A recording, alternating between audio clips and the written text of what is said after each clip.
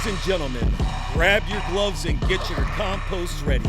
Stepping into the ring is the perennial powerhouse, the sultan of soil, the beast of the beds, where permaculture reigns, food grows wild, community roots run deep, and yes, the garden punts hit hard. Freedom starts in the soil. This is the Guerrilla Gardening Show. Welcome back to the Guerrilla Gardening Show. My name is Mike with Mike's in the Garden, back with Sam from Central Florida Abundance. What's happening, Sam? What's going on, y'all? What's going on, Mike? Trying to stay cool out here. It's December and it's cold for us Floridians. You know, it drops into the 40s at night. That's pretty rough for us. So I'm staying bundled up. I've got sweatpants But on today. It's probably the first time, but I've been rocking the shorts on my morning walks. Real quick before we get into this episode, and it's going to be a good one. Um, if you're watching, make sure you like and subscribe to Sam's channel or Mike's in the Garden, and also comment down below what you think of this episode or any of these episodes you're watching, and also engage if you have something we can help you with, a project, a plant, something you want some more knowledge or insight on, reach out to leave us. those questions. Leave those questions down below. You That's know, it. we're pretty good at answering our comments. Yeah. So you might get an answer there in the comments, or maybe, if your questions require an in-depth enough answer, we may do an entire episode, answering your question or a couple questions. Yeah, for sure. So what are we talking about today, Sam? So today we're going to talk about onions. And it is December here in Florida, in Central Florida. And that is our onion planting season. You can really plant, mid-November to mid-December, and expect like late, early to late April harvest, depending on what kind of variety onions you're growing. And I just planted my onions last week, and so this is the onion field. You see this here? I do. We're going to take it full screen. So there's two beds here, and we're going to play through, get you some close-ups. But onions need their space, and they're one of the plants that does have some preferences on what they grow around. And so, if you've ever wanted to grow onions, if you're here in Central Florida, this is going to be a great video. We're going to talk a lot about how I plant my onions. I've grown onions out for several years now, and it's always wonderful, but you can never grow enough, because you can only do it really the one time of the year. And so, we planted out, well, I think there's about 70 in this patch, Wow. between this bed over here and then the other bed here, and then the pathway down the middle. So But this isn't direct sow. You've seed started them and now you're transplanting the starts. so that's a good question. So I like to buy starts. I don't like to Okay. go through the trouble of starting them. They are very care intensive. Okay. And, to get them, you can see here that we're pretty close up. These are the sets pretty much as I planted them. Um, they're going to get much bigger. But this is what they look like. I really wish I should have recorded one of them before I did planted it at least, because a thing to note is, they're going to come bare root when you order them like this.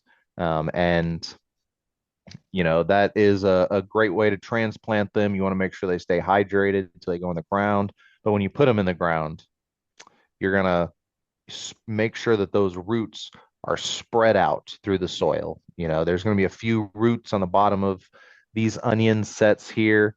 If we carry this on, I'll look at the bottom of it, and you can't see the root in the ground, but at the bottom of this little stalk, there's a, oh, there's my fingers. at the bottom of this little stalk, you're going to see a small little bulb. And, it's going to look like a little tiny onion. And then at the bottom of that, there's going to be a few short roots. And you just want to make sure you loosen up the soil. That's what I've done here. Um, this bed, all the soils in my bed stay pretty loose. I don't till them. I Most of them did get like an initial till, but that was several seasons ago. And they just stay mulched.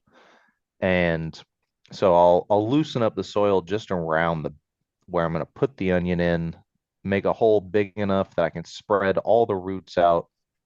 And then when you go for depth, you can see right here uh, where like the bottom leaves are, that's the oldest leaf scar there. And the bulb really, if you can see it on some of these, we'll see it. You can kind of see the top of the bulb poking out of the ground. And that's really how you want to plant them. Just the tip of that bulb, peeking out of the soil and everything else buried. You can see the old leaf scars there. Mm. And I like to keep all my beds mulched. You can see all the small debris and litter here. But, that stuff's going to break down. Plants are going to want to grow. And you can kind of see, all of these little sprouts Yeah. around the onion. And so that's an intentional crop. Uh, I like to grow loose leaf lettuce and arugula between my onions and garlic so that they fill that space where, other weeds are going to want to grow because the onions, they're not going to cover, all the ground. Plenty of things will be able to grow up between them. Um, but it's important that you don't have things growing next to them that have root systems that can interfere with the bulb production. If you have real hard, woody roots, tough roots, they can interfere with the production of the plant. The lettuces, they all have very small, fibrous, surface level roots. Oh, we're flying now. Let's see. What speed do we get? Okay. I really wanted to show this onion. Yeah, this one you can almost see the bulb. You see that? Yeah. And then here's more of these lettuces. You can see some pigeon pea leaves that have been chopped and dropped into this Hmm. bed. This is actually this mulch here is all from that wood chipper I was talking about in one of the Wow. last episodes. Yeah. Chipped up a bunch of moringa and pigeon peas. Um, and I mean it turned out real nice. So Covered the I soil. forget if you just said this, Sam. You broadcasted these lettuce seeds and arugula seeds? Yeah, I don't direct sow lettuce. Um, just because yeah, it's broadcasted. I try to direct it. If we zoom out here, so you can see, I show a little bit later, there's 12 inches in between the onions. Okay. And so I focused the, broadcasting in between those rows, but they kind of end up everywhere. But I guess what helps, you know, since I don't put them in the soil, the small little mulch particles, the lettuce seeds are very small, like very, very small. I don't Yeah. know if I'm sure, yeah, you're familiar. And if you guys haven't seen it, if you've ever seen kale or broccoli seeds, they're very Picture a tiny. gumball machine and then the tiniest, I'm trying to like could fit on a pinhead, basically. Yeah. So, they can fit down in between those mulch particles real easy. Um, and then you just kind of water them in. And this is maybe 7 days after I planted them Okay. that this video was recorded. So, So I see the sprinkler. up in the side there. So is this you just kind of watering every day until they're somewhat established, or what's your watering schedule? That's a great question. So you can see in this shot that I've got the on the left up here, that's one of my main production beds that's in full production right now. So this area, that sprinkler waters both of these blocks, and the blocks are separated by this vetiver grass here. Before I planted this, the onions and the lettuce, I was watering this for about 30 minutes every morning around like 4 or 5 a.m. And it's on a timer, so I don't go out there. It just runs. Um, but since I've done the seeds, until the lettuce is established, until the onions are established in there, um, I'm watering a second time around noon to 2 p.m. Okay. For another like 20 minutes. And that just kind of guarantees that it stays, damp throughout the day. Even in the winter, we do have a lot of issues with fungal things due to the humidity. And so, you don't want to water too much, especially when your systems are as dense as mine get. There's not always the best airflow in between the leaves, but all of that canopy keeps the soil very moist. The sun is not really cooking any of the soil around here. Um, and so I don't have to water as much.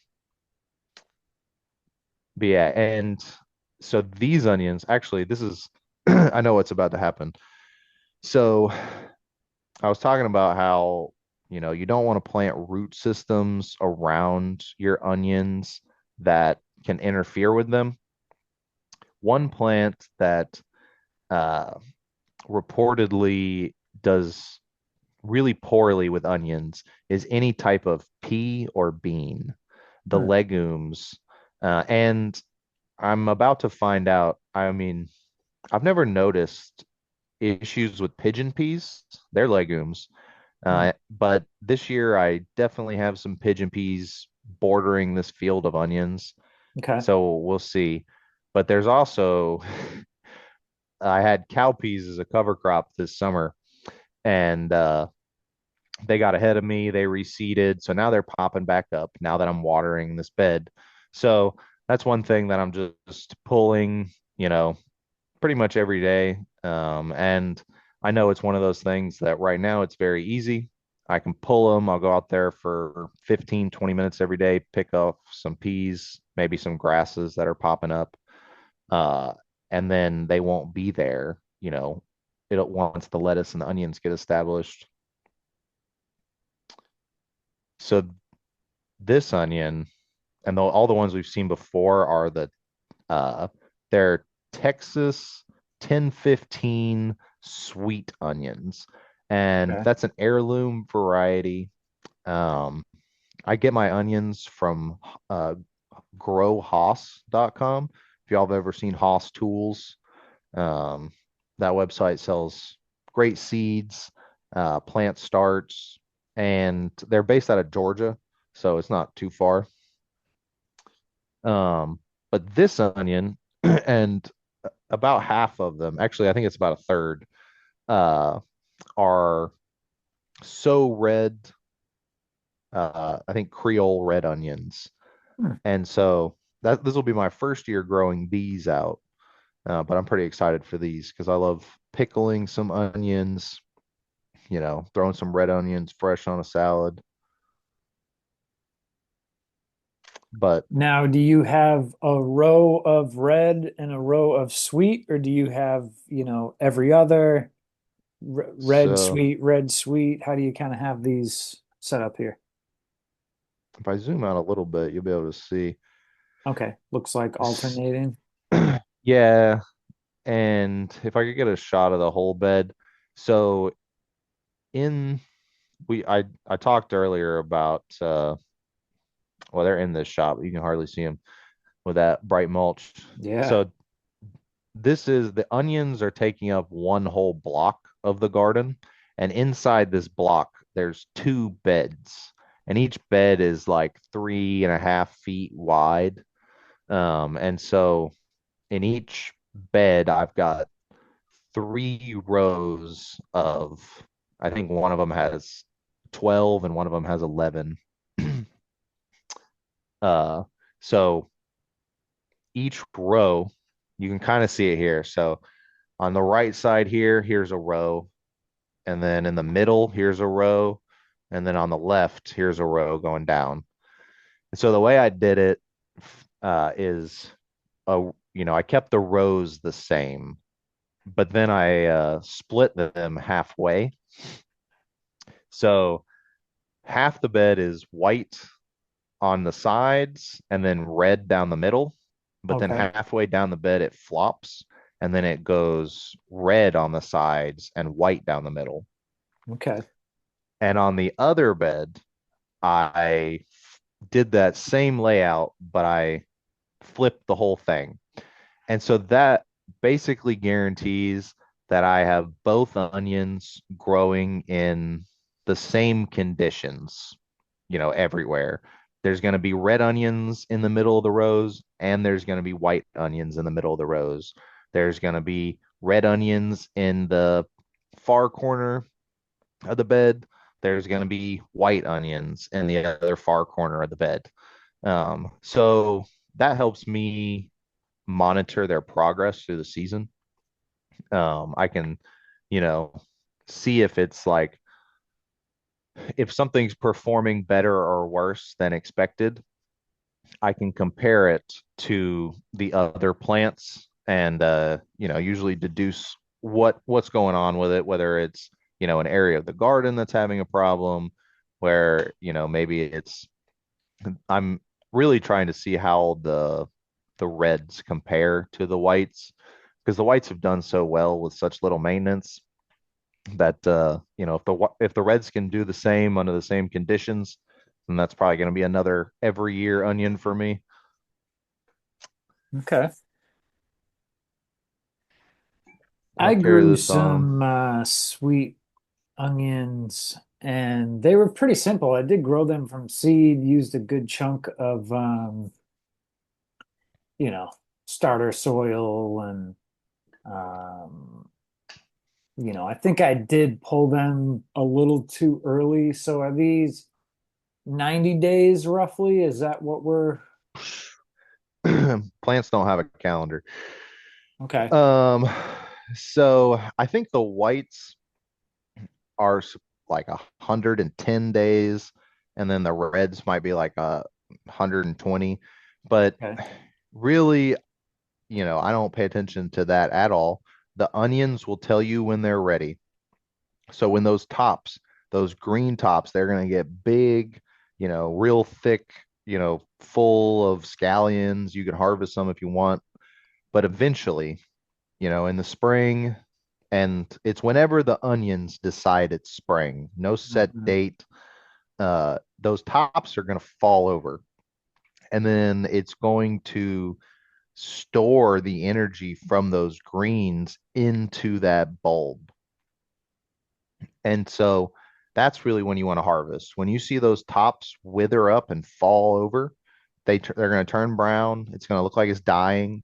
That's when, once they've hit the ground, then it's time to start pulling onions. And I mean, you can really leave them in the ground for, a couple weeks after they've started to fall. And they're still going to be good. That's a good way to, store them at first if you don't have a place set Huh. up to cure them. Um, but it's pretty easy to cure them. You can see this bed needs to be weeded, but I actually weeded this after I took the video. And I mean, and again, it took me like 20 minutes. That's some sorghum that's resprouting there from the cover crops.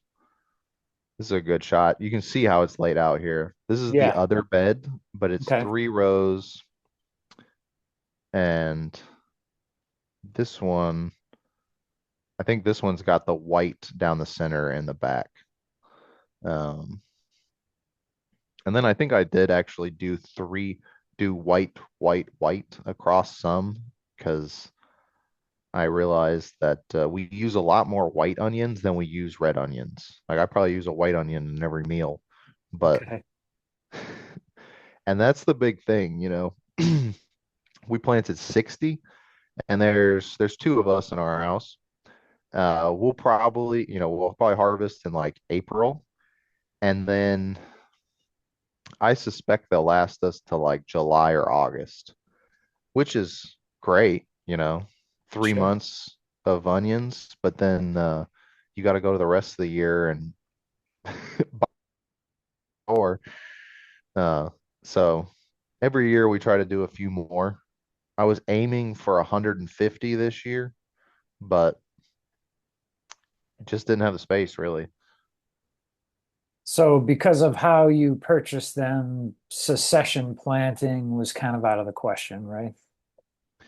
Yeah, and there's really no need to succession plant with the onions because once you harvest them, you want to put them in a well ventilated, you know, uh, wire rack that's not too hot, you know, not in direct sun.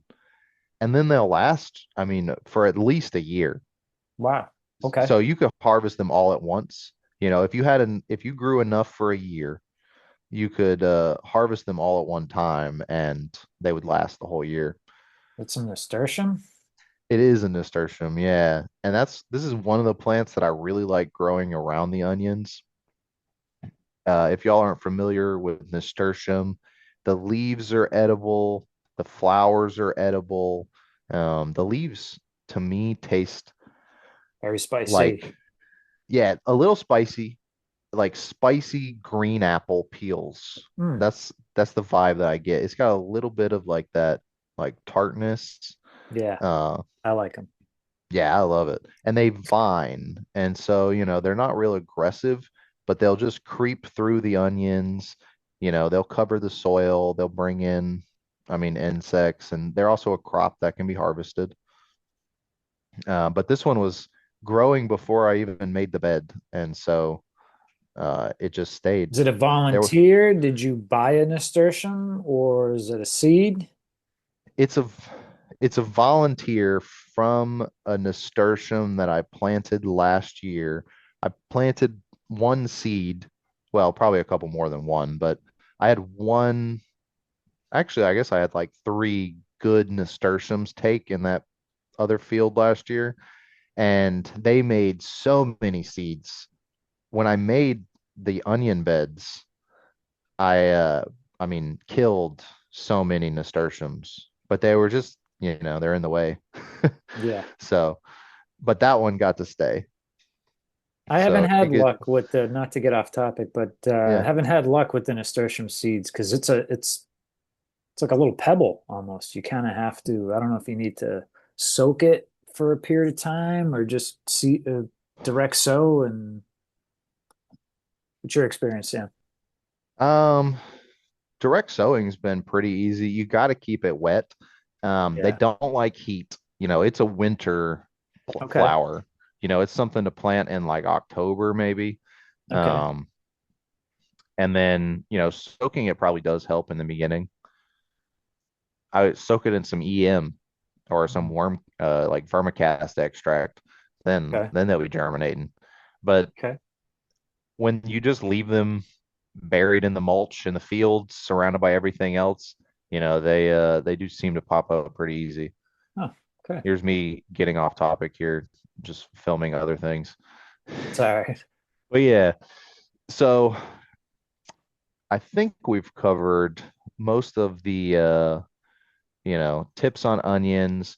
We've talked a little bit about spacing, 6 to 12 inches. I went very generous on my spacing because I'm doing the lettuce in between because I want, you know, other things growing there. But giving them enough space is very important. Um, we talked about the varieties here. Oh, a point on that. So when you're choosing your onions, there's a lot of different onion varieties, but one of the main things is that some varieties are going to be short day onions, and some varieties are going to be long day onions. And that just determines what time of year they can grow. Short day onions are okay with less daylight hours, and they're going to go dormant over the summer. That is what we need to grow here in Central Florida, or Hmm. really, I think all of the state. Um, it's too hot in the summers, and I think we have too many, the the pests are a lot more active that time of year. So I don't know anybody who grows onions summertime uh here in the southeast, but Well, if you're growing short I day, can show you a video of mine that we're growing in July. oh yeah.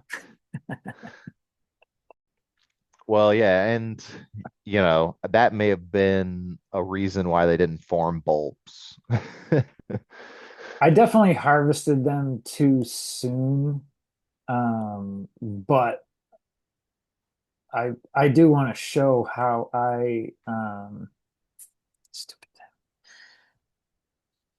how I had mine set up because when I first started my food forest, I had garden beds that were designed out of, well, the borders were these cinder blocks. And so some of them had turnips and some of them had the onions here. And so, is this a video? It is Nice. a video. I don't know if I would ever recommend this. It doesn't leave a ton of space for the bulb to form.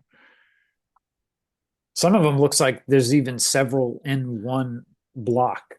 Yeah, there's definitely like three in that one. That Yeah. one ain't making no onions, but it does make green onions. And the greens are totally edible. That's the scallions that people buy. Hmm. And so, and it keeps pests away. So, doing onions in the borders of your beds, I think is a really good idea. Just not a really great way to like grow bulbed onions. Uh, but Yeah, but maybe like a small Vidalia onion or something, but yeah, yeah. I've seen there's like some Florida heirloom. I think they're called like Finleys. They're real small, like shallots. But yeah, there's a lot of different varieties of onions. Y'all experiment because everything's possible if you're willing to put enough energy into it. Yeah, I mean, I was growing onions in July. Whether they would have been solid, edible, healthy, tasty onions Do is you a know different what kind of story. onions they were? I could probably pull out the seed packets, but I think it was just like, at the time it was Home Depot or Lowe's I was sourcing my Oh, onions from. okay. So it was probably like It was like best onions. yellow onions. You know what I mean? Yeah. Yeah. So, No, yeah, getting and we your used to get the seeds free or seed your packet from Rob Greenfield when he was doing the free seed packets. oh, And okay. so, like you said, there was onions, there was arugula, there wasn't a specific Yeah. variety, at least anyway. But No, but yeah, I mean, sourcing for the right varieties, especially essentially getting short day onions. And if you're gonna do garlic, I didn't plant garlic this year, but maybe we'll make a video on that someday. You have to plant soft neck garlic in Florida. Don't ever try to plant anything else. You know, if you can do that, it's gonna give you a leg up. As long as you're planting the right thing, then even if you make some mistakes while planting or while taking care of them, they're still going to have a chance. interesting. All right, hey, I've learned a ton about onions today, mainly that I picked the opposite time to try and grow them. Florida's a weird place. If any Yeah, of y'all out there growing onions this year or this winter into next year, let us know down in the comments. I want to know what varieties other people are growing around here. What's been successful for you, and what's your favorite recipe to throw onions in. Mine is every single recipe ever. Awesome. Sam, if somebody wants to learn more from you or hire you to go to their property and do a consultation and educate them about onions amongst other things, how do they find you? Yeah, if you'd like a property consultation, garden consultation, you can reach out to Central Florida Abundance. Easiest way is through Facebook or Instagram, but my email is also listed on there, so you can send me a message. Um, I offer maintenance, installation, is along with the consulting services. And then if you're looking to buy produce, our season's almost done, but at igofarm.com, we're selling all the produce, well, that that you saw in this video, along with some more on the other side of the yard.